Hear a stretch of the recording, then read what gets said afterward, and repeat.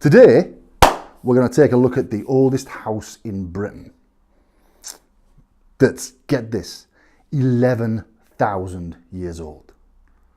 Roll the tape.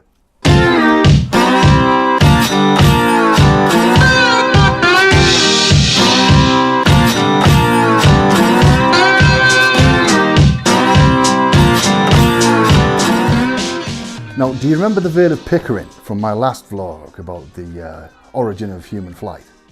Well, there's more. Star Carr house was built on the edge of a lake called Lake Flixton, or we call it Lake Flixton, which was a prehistoric lake that inhabited this area. Inhabited? Is that the right word? It's a lake, it just sat there, looking lakey. And it extended from here almost 40 miles to the city where the city of York is now. It was a big old lake. It's the most important Mesolithic archaeological find ever, and it's just 5 miles south of Scarborough. They found the usual flint tools because flint is a rock and rock survives the passage of time. But because of the unique oxidant denying properties of waterlogged peat, formed by the infilling of the lake over time by marginal and bottom plant vegetation. They found bone tools and remnants of the animals they ate.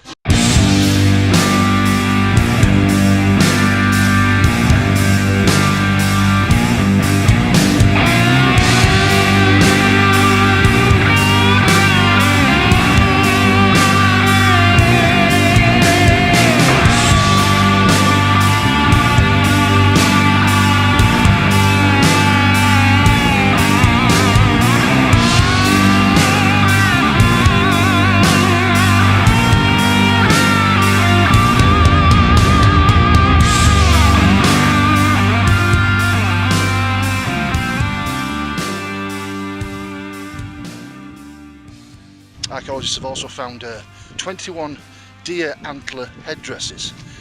They're not sure what these headdresses were for. It's thought they were probably used for some kind of religious ceremony.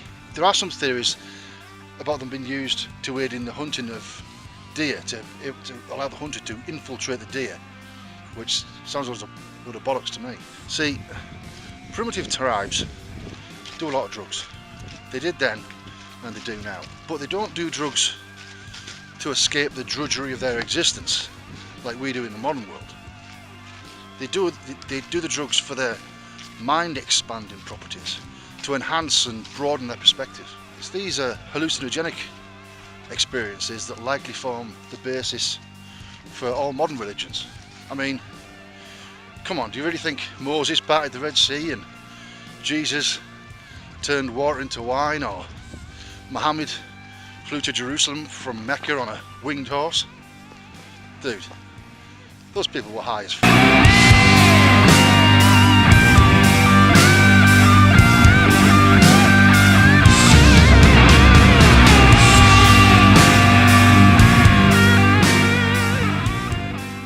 The archaeologists also found a wooden dock, a wooden platform that seems to have been used as a dock or a slipway or a fishing platform.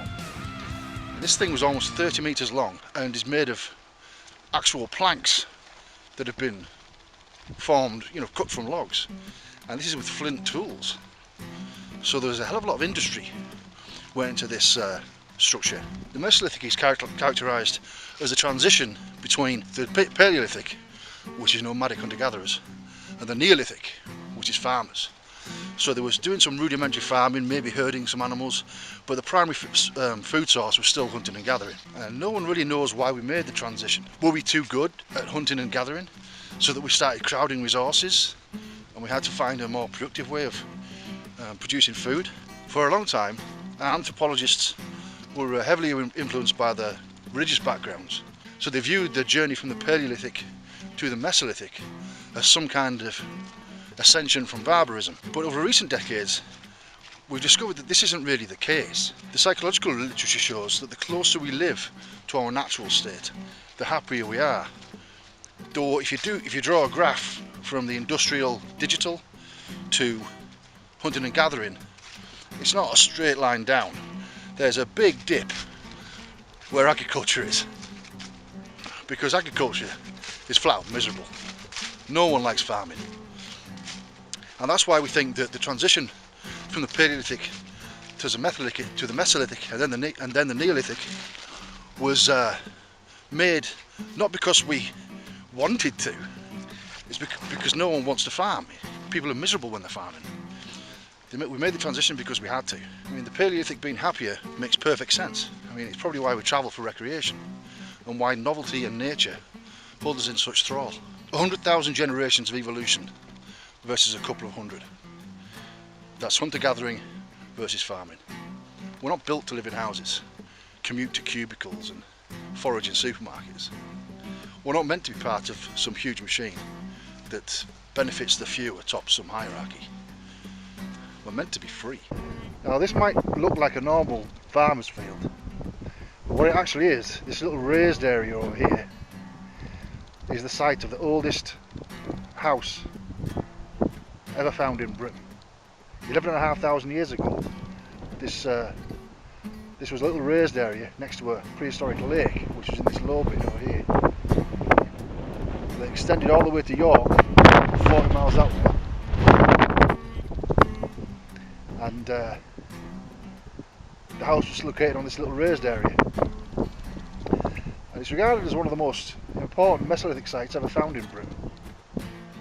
I'm going to show you some pictures later on of artefacts that were discovered and are held at the local museum here in Scarborough.